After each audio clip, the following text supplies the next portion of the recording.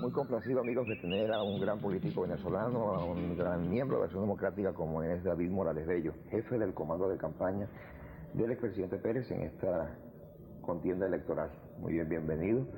Y yo creo que hay que comenzar hoy por esta noticia principal que está abriendo los periódicos hoy. La renuncia del director de la DICIR, que acordó solicitar ayer el CNDAD. Dicen que el planteamiento lo va a hacer el doctor Alejandro Izaguirre ante el presidente de la República, pero ¿cómo interpretar esta decisión del CNDAD? Bien, buenos días para todos. La verdad es que me extraña mucho la información. En el Comité Ejecutivo Nacional ayer esa materia no se trató, ni mucho menos se acordó que se solicitara la renuncia del director de la DICIC. Date cuenta que inmediatamente después de la reunión del CEN, el compañero Alejandro Izaguirre, como secretario general del partido, informó para la prensa acerca de los puntos tratados en el CEN, y en las declaraciones de Izaguirre eso no aparece incluido. De modo pues que esta es una información que no puedo confirmar porque no se corresponde con la verdad y pudiera ser el producto de alguna imaginación puesta a funcionar, pero en ningún momento ha sido una resolución del Comité Ejecutivo Nacional. Ahora, pero está en todos los diarios, en primera página, es decir, tanto en Últimas Noticias, Universal, Nacional, en todos está, y dicen inclusive que el doctor Barrios dijo que si era un pedimento de Izaguirre no lo desautorizaba, según algunas informaciones. Entonces es totalmente falso. Esto es algo que, te repito, Nelson, forma cuestión aparte de lo declarado por el compañero Alejandro Izaguirre al referirse a los puntos tratados en el CEN. Si ese punto hubiese sido tratado en el CEN, el compañero Izaguirre lo hubiese incorporado a la relación que él hizo ante los medios de comunicación social una vez que se realizó la reunión. ¿Y no podría ser una decisión o una opinión del doctor Izaguirre en particular? No, de ninguna manera, porque una cosa de esta entidad no puede ser una opinión particular de un compañero, así sea el secretario general, que es muy importante. Ahora, esto es en base a lo que sucedió el día de la interpelación de la señora Lucinchi, cuando se introdujeron unos fotógrafos que terminaron siendo de la DICIP, y empezó el cuestionamiento inmediato pues de por qué estaban allí. El ministro del Interior ha dicho que la DICIP puede estar en el Congreso, debe estar ahí. Ya hay respuesta inclusive de algunos dirigentes de COPEI, entre ellos está Reviseño, donde dice que es muy grave que diga que la DICIP estaba ya metida o que está metida en el Congreso también. En verdad, ahí hay una cuestión principista y hay una cuestión de hecho circunstancial. Si nosotros nos ubicamos frente a la cuestión principista, desde luego se puede sostener que todo acto público está abierto para cualquier persona. No puede concluirse que el revestido de autoridad no tiene acceso a un acto público. Los actos del Congreso son públicos por excelencia y por consiguiente pues hay que aceptar que toda persona tiene acceso a ella. Si fuese un acto reservado a quienes están investidos de autoridad, dejaría de ser público. Esa es la cuestión principista. Pero lo otro es la cuestión circunstancial. ¿Con qué objeto estos funcionarios de DICIP fueron a estar presentes en ese acto según los hechos señalados? Si fueron armados de unas cámaras fotográficas, es porque iban a tomar fotografías. Ahora la pregunta es esta, Nelson. Será muy difícil, no para el gobierno, para cualquier particular, obtener fotografías de actos públicos que son tomados por cantidades de fotógrafos que pertenecen a todos los medios y que en un momento dado no tendrían tampoco ningún impedimento para poderlos ceder a quien se los solicite. Lo grave es que tengan carnet de periódicos. Lo otro es esto. ¿Quién podría haber tenido, si la tesis esa fuera cierta, de una línea política trazada, quién pudiera haber tenido interés en esas fotografías que tomaran precisamente esas personas? Se diría el gobierno. Pero bueno, el gobierno tiene la OSI. Hay una oficina central de información que tiene reporteros gráficos y todo tipo de comunicadores sociales. Si el gobierno hubiese tenido interés, le hubiese dicho a los reporteros gráficos de la OSI, vaya, tome fotografías y tráigalas. Como que eso descarta totalmente que se trate de una decisión política de alto nivel, nunca a nivel del ministro, porque es que las cosas hay que analizarlas tanto en sus aspectos fundamentales como en sus proyecciones prácticas. No, lo que cuestionan es realmente que tengan carnet de diario. Ahora, sin duda alguna, allí hubo un abuso por parte de unos funcionarios que o quisieron estar allí o creyeron que con eso podían ganar algunos puntos presentando como una gran novedad unas gráficas que estaban en manos de todo el mundo. Un caliche, pues. Un caliche completamente. Es que si uno lo analiza, tiene que llegar a la conclusión de que es una cuestión de un nivel sumamente elemental. Y si es de un nivel tan sumamente elemental, yo considero que lo es. Pienso que se está exagerando la nota, así como presentando el asunto como una violación de la soberanía del Congreso. ¿Quién la violó? ¿Cuándo? ¿Cómo? Yo diría, hay que condenar la práctica, el procedimiento empleado para que estos funcionarios se hicieran presentes donde no tenían por qué estar, donde no eran necesarios bajo ningún punto de vista. Magnífico. Pero convertir eso, incluso en lo que se ha pretendido, solicitar la renuncia o la destitución del ministro de Relaciones Interiores, me parece que es una exageración que por lo mismo desborda la situación de sus propios cauces. Ahora, hablando de soberanía, la soberanía venezolana pareciera que la violan. En muchas oportunidades guerrilleros y gente que viene de Colombia entran, secuestran, es la noticia principal todos estos días. Los problemas en la frontera con Colombia, narcotráfico, secuestro y contrabando. Y ayer Jorge Olavarría nos decía aquí una cosa que lo reseñó El Mundo y lo reseña hoy el Diario de Caracas. Podemos ejercer el derecho a la legítima defensa para que Colombia actúe contra los guerrilleros. Utilizaba inclusive la Carta de Naciones Unidas donde decía que cuando había un grupo beligerante, como lo hay reconocido en el otro país, entraba a un país y perjudicaba la seguridad de este vecino, el vecino podía irrumpir también allá para garantizarse su propia seguridad.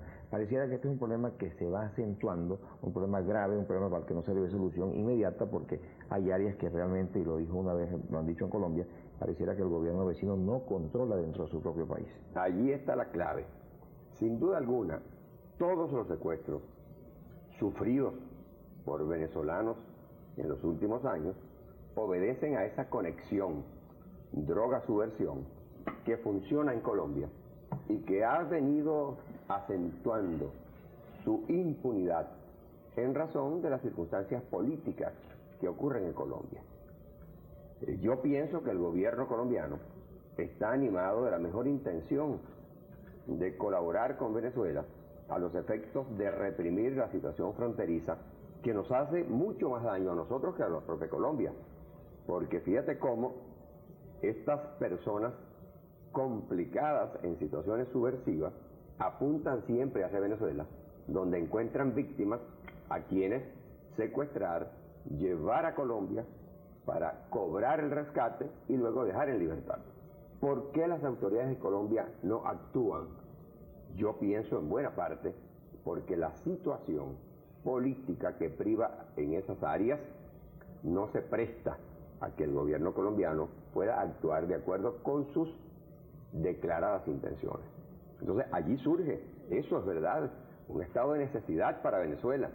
Podemos nosotros aceptar que constantemente se estén planificando en Colombia actos lesivos a nuestra soberanía política, actos lesivos a nuestra soberanía territorial y actos lesivos a los derechos humanos de los venezolanos, y que la conclusión siempre sea la del pago del rescate y la mayor impunidad para los plagiarios que por lo mismo se sienten estimulados a continuar actuando en perjuicio de Venezuela y de los venezolanos.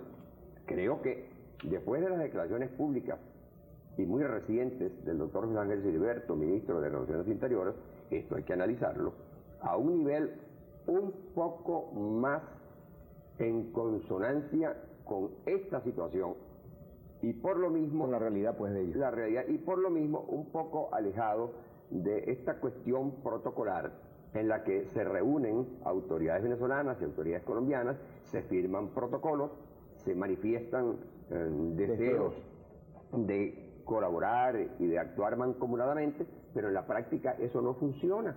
Y no funciona porque el gobierno colombiano no está en condiciones de garantizarle a Venezuela la extinción de esos focos subversivos que allá actúan como guerrilleros, pero con Venezuela actúan como delincuentes vulgares y corrientes. ¿Y qué hacer entonces? ¿Acaso militarizar aún más nuestra frontera?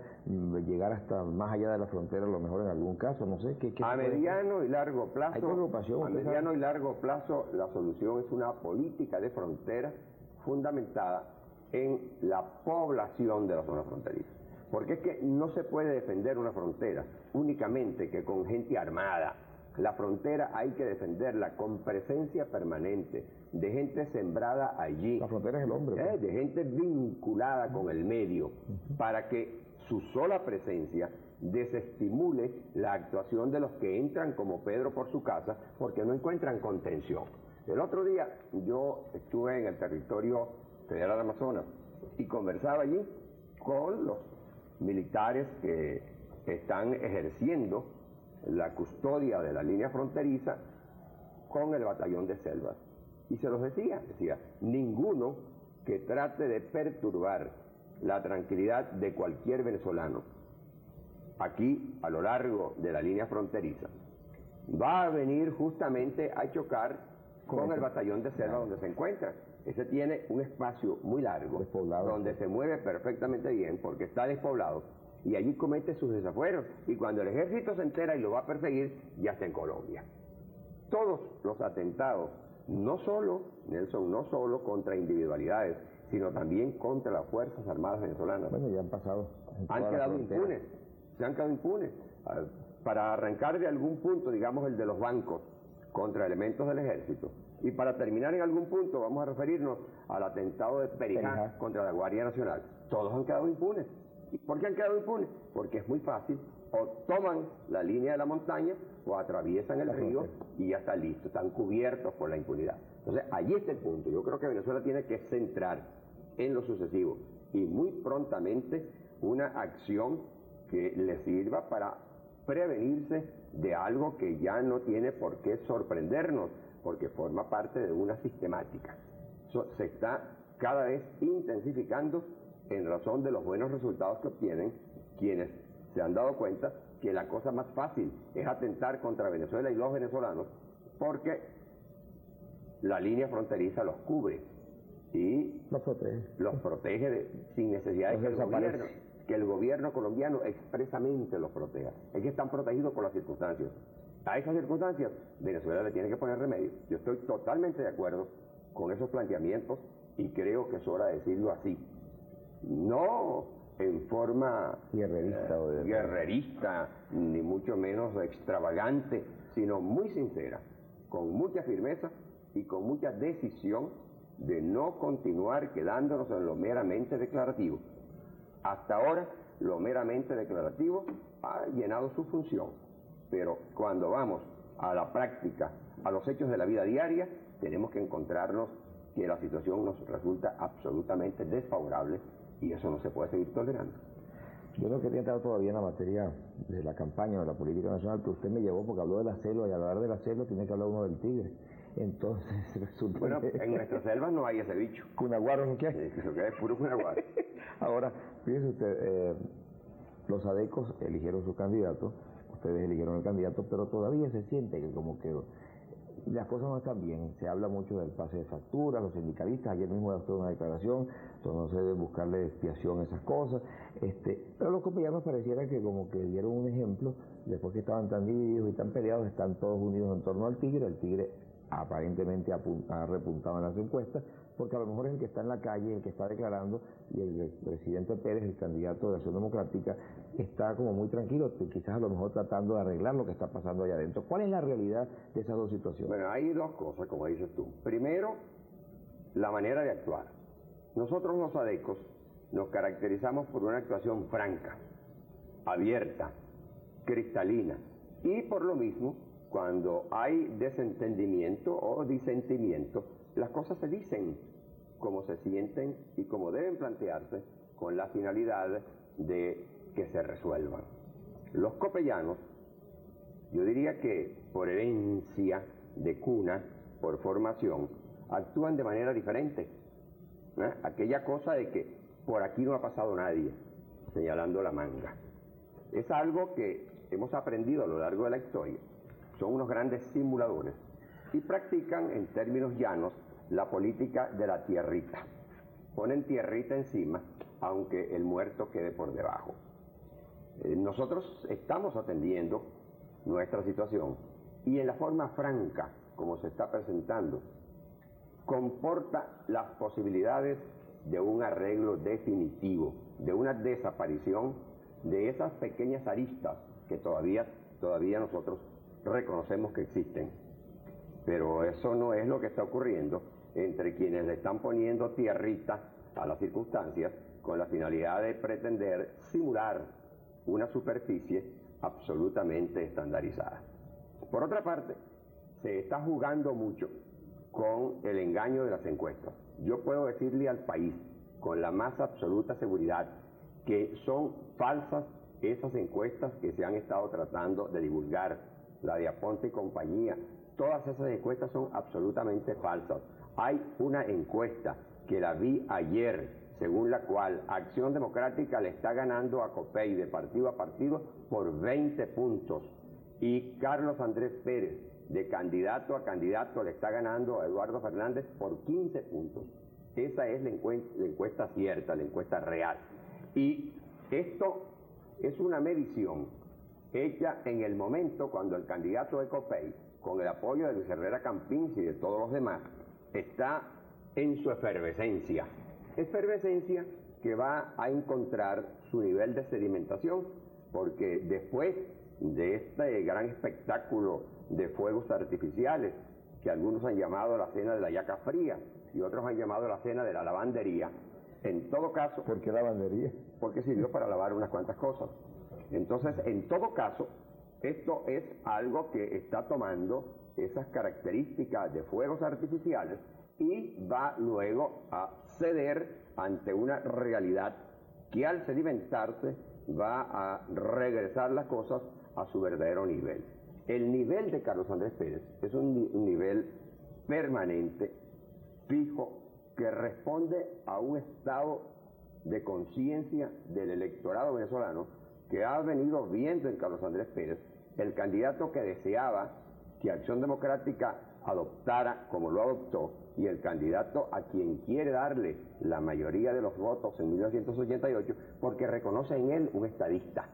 La diferencia entre Carlos Andrés Pérez y el candidato de COPEI es que Carlos Andrés Pérez es un estadista reconocido nacional e internacionalmente. A Carlos Andrés Pérez aquí los copellanos lo pretenden combatir, pero ¿en base a qué? Lo están diciendo, en base a su gobierno, en base a lo que Carlos Andrés Pérez hizo.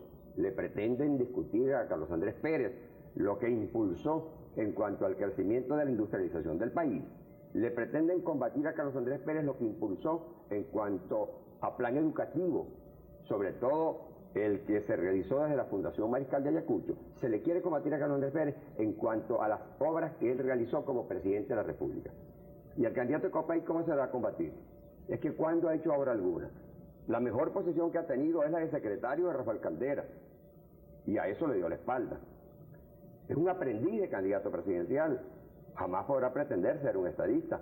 Ahora, para ser estadista hay que tener un relieve reconocido nacional e internacionalmente, y de eso carece el candidato del COPEI. Ahora usted dice que está ahorita a 15 puntos por encima Carlos Andrés Pérez de Eduardo Fernández, 15 puntos por encima cuando falta un año para las elecciones, siendo un candidato, a pesar de que usted en impacto lo ha querido separar, dice que es un candidato, que no es candidato del gobierno, sino el candidato del partido de gobierno, y el doctor Barrios decía también al llegar de su viaje que toda obra de gobierno conspira un poco contra la candidatura del partido de gobierno, es decir, tendría más bien posibilidades de que disminuyera ese porcentaje por acciones del gobierno. No, nosotros no estamos tratando de deslindar campos con el gobierno, porque eso sería pretender deslindar campos con nosotros mismos. Es algo así, como que uno dijera, tiro una línea imaginaria y esta mitad soy yo y esta mitad no. No, Acción Democrática es el partido del gobierno. Por consiguiente, nosotros somos absolutamente solidarios del compañero Jaime Lucinchi en cuanto a las políticas que aplica nuestro gobierno. En eso estamos absolutamente claros y nadie nos va a acomplejar para obligarnos a incurrir en situaciones que nos pongan en la posición de no ser ni chicha ni limonada. Somos el partido de gobierno. Ahora, el gobierno no concurre a las elecciones, no puede concurrir, porque el gobierno no es parte. La parte es Acción Democrática, y Acción Democrática, que se identifica plenamente con el gobierno que preside el compañero Jaime Lucinchi, tiene como candidato a Carlos Andrés Pérez. Si el gobierno formara parte de la concurrencia electoral, podríamos decir entonces el gobierno tiene candidato. El gobierno no puede tener candidato. Ahora, lo que dice el presidente de la República es muy cierto. Él es militante de Acción Democrática. Él guarda solidaridad con Acción Democrática. Él desea que su sucesor sea un militante de Acción Democrática, en este caso concreto, Carlos Andrés Pérez. Eso es un derecho que nadie se lo puede negar, pero él no está concurriendo a las elecciones porque la parte que concurre es el partido, que es el ente reconocido por la ley y además auspiciado por el sistema político establecido en el país. Entonces, la división no es sutil, sino de principios, de conceptos. Nosotros, repito, no nos avergonzamos de ser partido de gobierno. Sabemos que esa es nuestra posición y allí nos vamos a mantener. Pero los efectos de la identificación de nuestro candidato sostenemos es el candidato de Acción Democrática, que es el partido de gobierno. ¿Se puede eludir así el castigo que generalmente se le hace a los gobiernos cada 5 años? Nosotros no estamos tratando de esquivar castigo alguno, sino poniendo las cosas en su lugar y admitiendo que nuestra solidaridad con el gobierno que preside el compañero Jaime Lucinchi nos va a llevar a las votaciones presentando esa obra de gobierno como parte de lo que Acción Democrática ha hecho en beneficio del pueblo venezolano. Los haberes del gobierno de Jaime Lucinchi son haberes de Acción Democrática en función de gobierno y serán haberes a favor de la candidatura de Carlos Andrés Pérez. Ahora, Carlos Andrés Pérez, si fuese el candidato del gobierno, como pretende presentarlo Copey como para acomplejarnos, iría única y exclusivamente a ofrecer la continuidad de la línea de acción del gobierno que preside Jaime Lucinchi. Pero Carlos Andrés Pérez tiene sus propios saberes, tiene su aceptación por parte del país, tiene su puntaje que no se corresponde exactamente con una posición político-partidista, sino con el grado de aceptación del cual goza Carlos Andrés Pérez en el ánimo público. Y allí confluye mucha gente no militante de Acción Democrática que ve en Carlos Andrés Pérez el estadista reconocido que va a contribuir a levantar el ánimo colectivo a los efectos de alcanzar con mayor prontitud las soluciones por las cuales estamos luchando. Esto así es, y así hay que entenderlo. Por lo cual, el denominado voto castigo forma parte de un balance.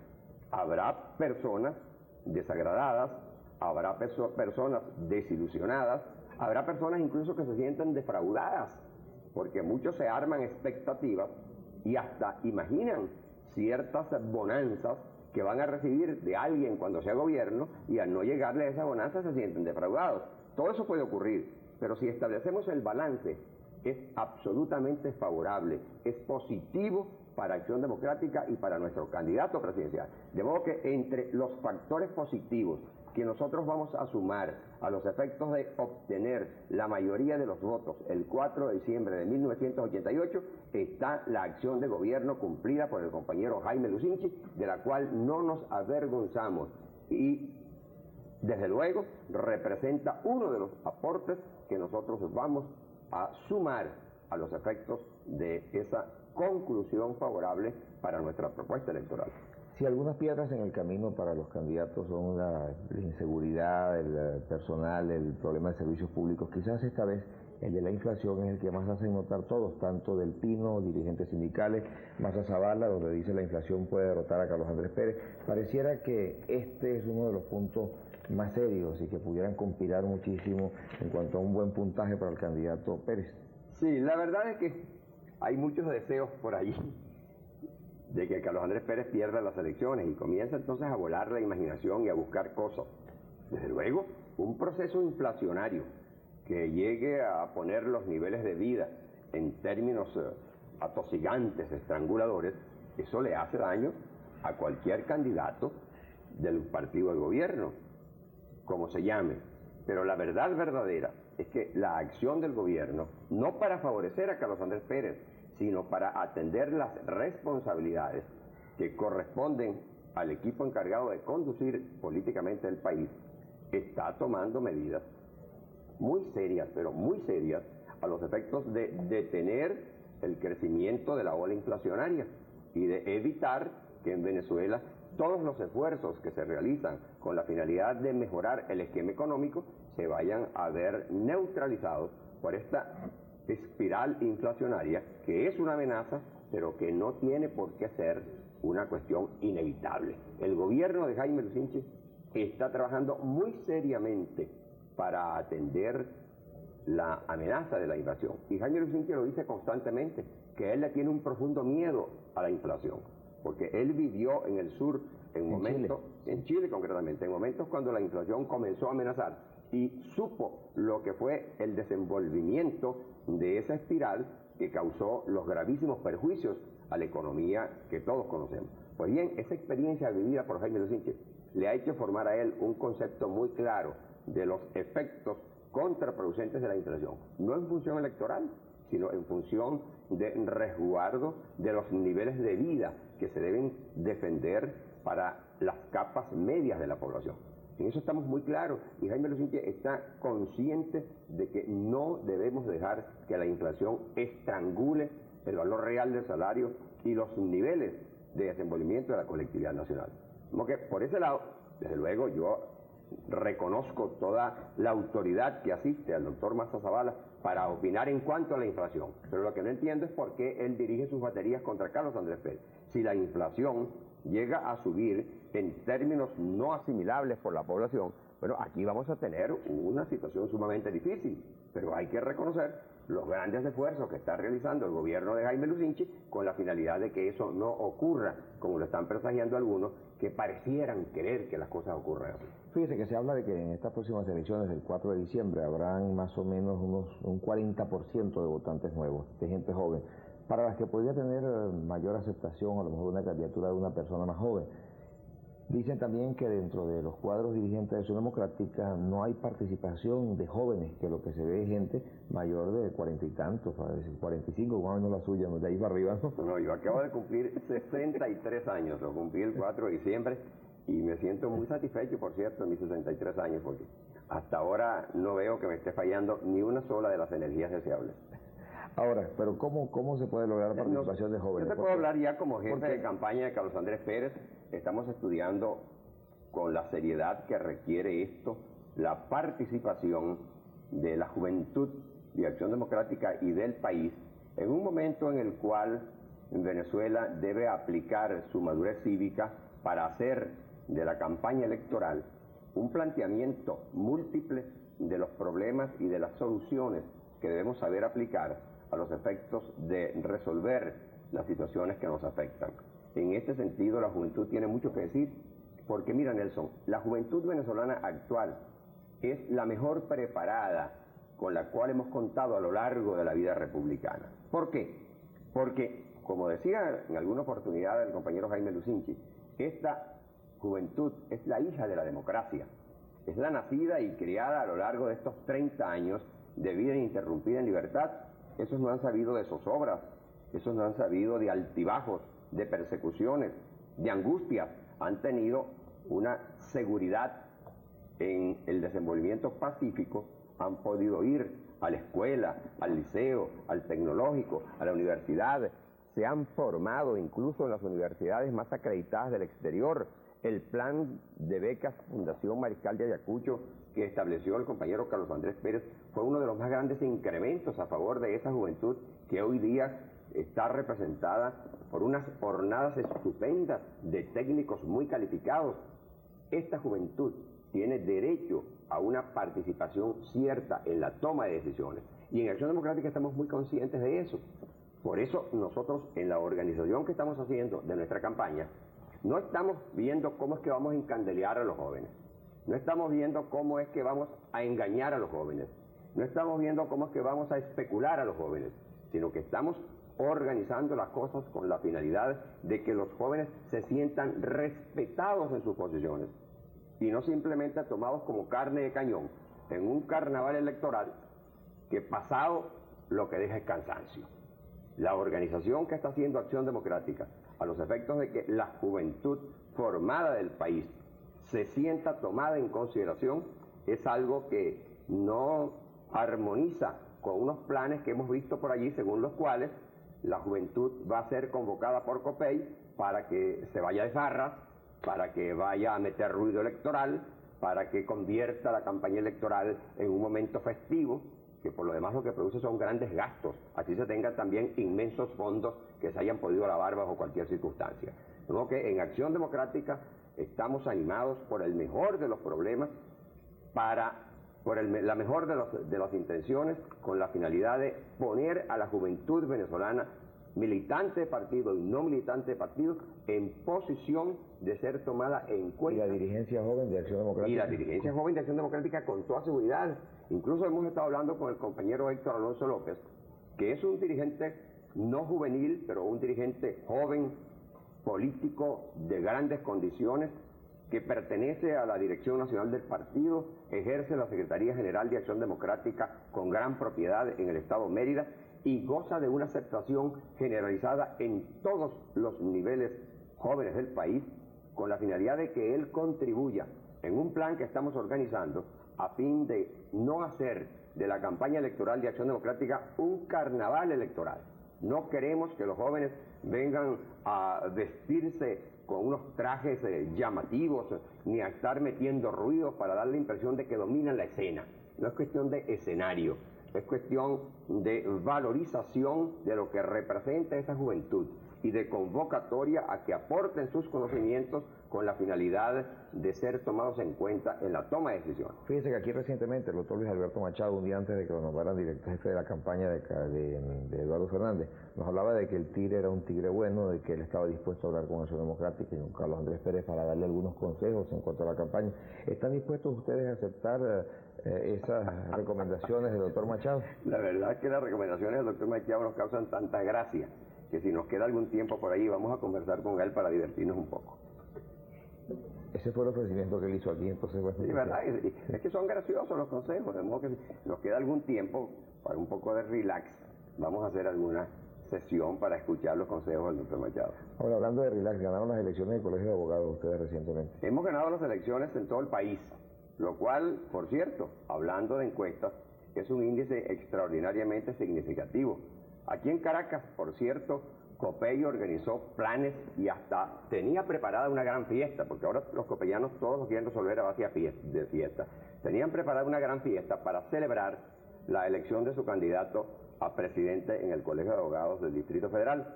Decían que iban a batear un doble play, porque iban a derrotar al candidato a Acción Democrática, que por casualidad era el hijo de David Morales Bello.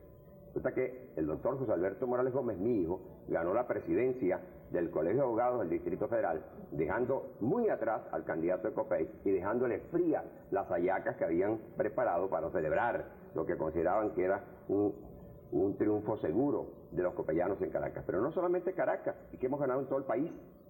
Y en colegios de abogados tan importantes como el del Zulia, que la vez anterior lo habíamos perdido, acabamos de reconquistarlo. Vengo de Carabobo, estuve el viernes en la romería de Acción Democrática, que fue todo un éxito, por cierto. Y allí hubo una gran camaradería, compartimiento de un estado de ánimo muy promisorio a los efectos del trabajo mancomunado que debemos realizar. Y tuve oportunidad de darle un gran abrazo de felicitación al negro de Alexandro, que ganó la votación del Colegio de Abogados muy significativamente. Y hemos ganado en Anzoátegui, y hemos ganado en Guárico, y hemos ganado en Lara, y hemos ganado en Bolívar, hemos ganado en todas partes, porque esa es la opinión cierta de un sector profesional muy importante que a la hora de ser convocado para decidir en cuanto a los candidatos auspiciados por uno u otro partido, le han dado un respaldo mayoritario a Acción Democrática. Esta es una encuesta muy importante. Y la que acaba de suceder en el estado Carabobo, también la quiero mencionar, Nelson. La semana pasada hubo elecciones en la universidad para elegir decanos. Bueno, hubo 5 elecciones para decanato. Acción Democrática ganó 3 y las 2 restantes la ganaron una COPEI y la otra las izquierdas. Quiere decir que Acción Democrática tiene 3 consolidados y los otros, aunque se sumen, y a veces se dice que los extremos se suman, no suman sino 2. Esa es una demostración también evidente de cuál es el grado de aceptación del cual goza Acción Democrática, y en un nivel tan exigente como es el nivel universitario, y sobre todo en el estado Carabobo, donde sabemos que el nivel universitario de vez en cuando también presenta unos aspectos sumamente protestatarios. ¿Cuál es el futuro nuestro en el 88? ¿La campaña electoral será una campaña dura, agresiva, distinta, fregada, como dicen algunos, que así fueron las internas de ADI y de COPEI? ¿Será el país llevado a esa diatriba sin sentido a veces? No, cuando un país alcanza el grado de madurez que tiene Venezuela, el próximo 23 de enero vamos a cumplir 30 años de haber rescatado definitivamente la vida en libertad, tiene que hacer de las elecciones momento oportuno para la práctica de la política con propósitos pedagógicos. Entiendo que las elecciones requieren algo de efectismo y eso no se podrá eliminar, pero lo importante tiene que ser darle una mayor cabida al planteamiento de fondo de los problemas, a la contrastación de lo que es cada candidato, de lo que representa cada candidato, de lo que promete no de manera verbalista, sino de acuerdo con su grado de credibilidad cada candidato, y que la escogencia sea exactamente eso, una escogencia fundamentada en un pesaje que cada elector realice mediante el balance que va a afinar a lo largo de la campaña electoral. Si la campaña electoral se convierte únicamente en el derroche de dinero, en la presentación de espectáculos, en los disimulos, en la cobertura de espacios teatralmente preparados, eso va a contrastar con lo que debe ser la campaña desde el punto de vista pedagógico.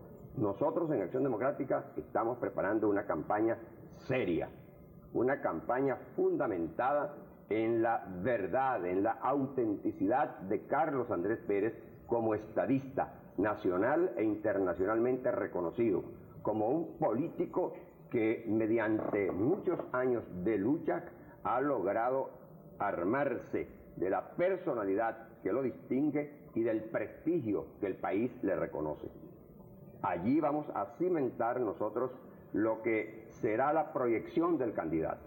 Y en Acción Democrática, como partido político, como partido de gran raigambre popular, como partido dotado de una estupenda sensibilidad social, vamos a fundamentar la proyección colectiva para que la mancomunidad de candidato y partido le lleve al país la medida exacta de lo que nosotros proponemos a los efectos de evitar aventuras, saltos en el vacío y sobre todo la repetición de situaciones que ya el país ha vivido suficientemente con anterioridad. Recordemos lo que le ocurrió a Venezuela cuando Luis Herrera Campins llegó a la presidencia de la República. Se sustituyó un gobierno dinámico, un gobierno constructivo, un gobierno edificante, un gobierno transformador positivamente de la vida nacional, como fue el gobierno presidido por Carlos Andrés Pérez, por un gobierno que está asignado de la mayor negatividad con que gobierno alguno se hubiese podido asignar. Incluso una comparación entre el gobierno copellano de Rafael Caldera y el gobierno copellano de Luis Herrera Campins nos conduce a la conclusión de que el gobierno de Luis Herrera Campins superó al de Caldera en negatividad. Eso lo conocen los venezolanos. Entonces, ahora cuando se presenta la situación de la candidatura de Carlos Andrés Pérez y de Eduardo Fernández, aparece de nuevo Eduardo Fernández entrelazado con Luis Herrera Campins, pretendiendo ser una especie de suma algebraica en la que Eduardo Fernández es el signo positivo y Luis Herrera Campins es el signo negativo, para pretender que la gente se olvide que en el aspecto electoral las sumas no deben ser algebraicas, sino aritméticas, y hay que sumar positivamente las cantidades homogéneas. La positividad de Carlos Andrés Pérez, la positividad de Jaime Lucinchi, la positividad de Acción Democrática da suma positiva.